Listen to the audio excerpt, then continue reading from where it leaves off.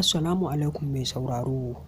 A yau ne gwamnatin jihar Kano da ke arewa maso yammacin Najeriya ta sanya ranar da za a tafka muƙabala tsakanin manya-manyan malaman nan na jihar Kano da Malam Abdul-Jabbar Kabara.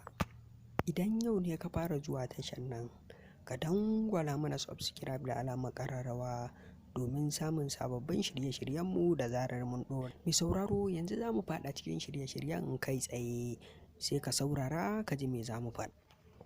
Sheikh Abdul-Jabbar ya karɓi takardar fafatawa muƙabala daga hannun kwamishinan harkokin addini na jihar Kano, wato ainihin Muhammad Tahir Adam, wanda ake wa laƙabi da Baba Impossible. Sheikh Abdul-Jabbar dai ya shigar da gwamnatin jihar Kano ƙara bisa abin da gwamnatin jihar Kano ta yi mai na hana shi wa'azi da aka yi a jihar Kano, biyo bayan rufe mai masallaci da gwamnatin jihar Kano ta yi.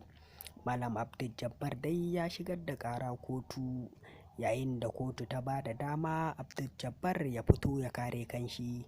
Malam Abdul-Jabbar dai ya shirya tsaf da hujjojin shi, ya ce yana nan ya yi shirin komai da komai ya fito ya kare kanshi.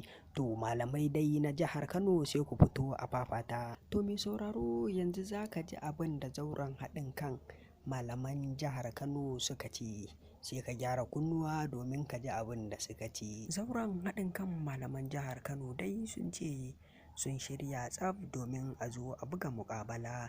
Sun zaɓo manya-manyan malamai domin a zo a fafata muƙabala, kamar yadda Sheikh Abdul-Jabbar ya shirya a fafata muƙabala, su ma zauren malamai sun shirya tsaf a zo a fafata muƙabala. Muhammad Tahir Adam, wanda ake wa laƙabi da Baba Impossible, ya ce za a gudanar da muƙabalar ce ranar Asabar 10 ga wannan watan, wato ainihin watan Yuli, wacce za a gudanar a guri kamar haka: Hukumar Shari'a da ke birnin jihar Kano. Mai sauraro, idan yau ne ka fara zuwa tashar nan, ka dangwala mana subscribe da alamar ƙararrawa domin samun sababbin shirye-shiryenmu da zarar mu